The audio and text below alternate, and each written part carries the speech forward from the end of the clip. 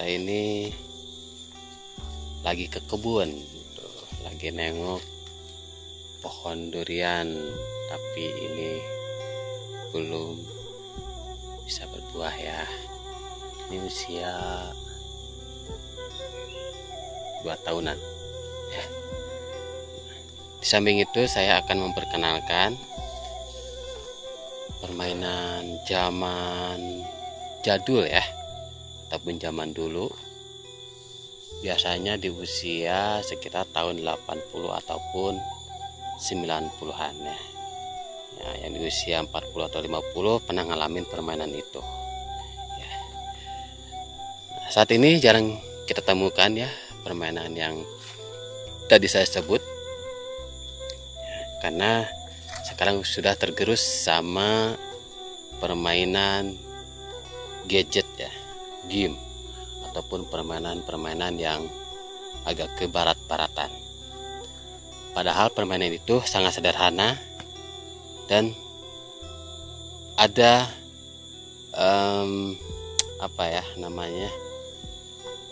inovasi itu ya. Permainan ini pernah saya alami sewaktu saya kecil. Nah, kita akan perlihatkan permainannya seperti apa. Nah, di depan saya ada pohon singkong. Ini pohon singkong.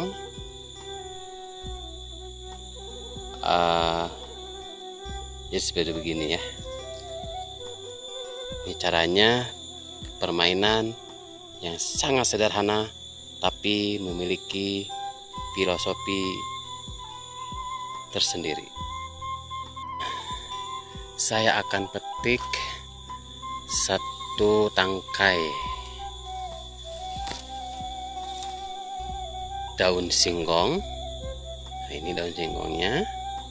Nah, dan saya akan perlihatkan bagaimana cara permainan yang saya sebutkan tadi. Begini ya, simak cara permainannya. Nah, ini daun singkong yang sudah saya petik tadi ya. Tangannya diginikan tuh.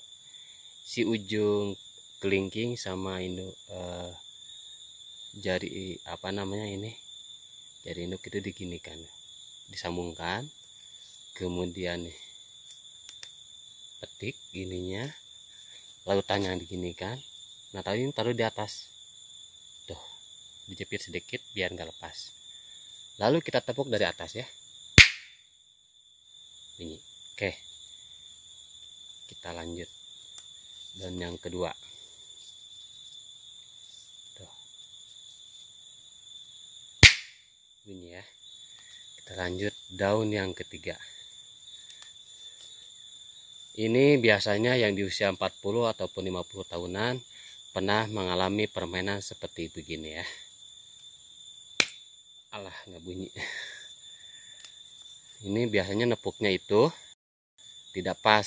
Nah, sama teman-teman zaman waktu saya kecil itu, bunyi yang paling kencang itu yang menjadi juara, tapi tidak menjadi taruhan ya.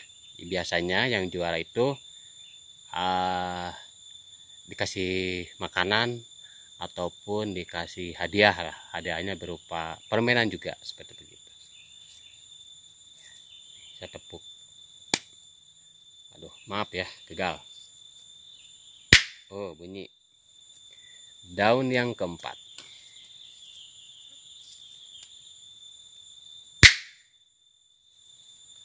Daun yang kelima.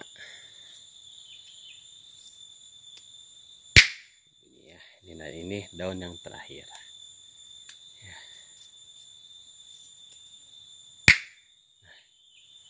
Permainan seperti begini jarang kita temukan di lingkungan sekitar, karena permainan seperti begini sudah tergerus dan bahkan sudah hilang.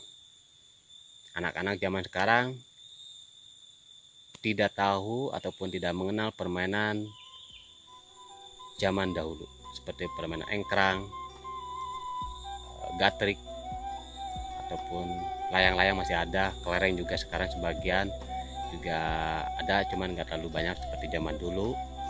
Kemudian loncat tinggi yang pakai karet itu, kemudian pecre, kemudian undur-undur, sebanyak lagi ya permainan-permainan zaman dahulu. Ini perlu kita lestarikan permainan zaman dulu agar anak-anak tidak lupa budaya, tidak lupa sejarah, tidak lupa peradaban, agar anak-anak tidak lupa jati dirinya. Karena suatu daerah ataupun suatu negara akan hancur bila mana budaya ataupun sejarahnya dilupakan. Itulah permainan-permainan yang saya kenalkan sebagian.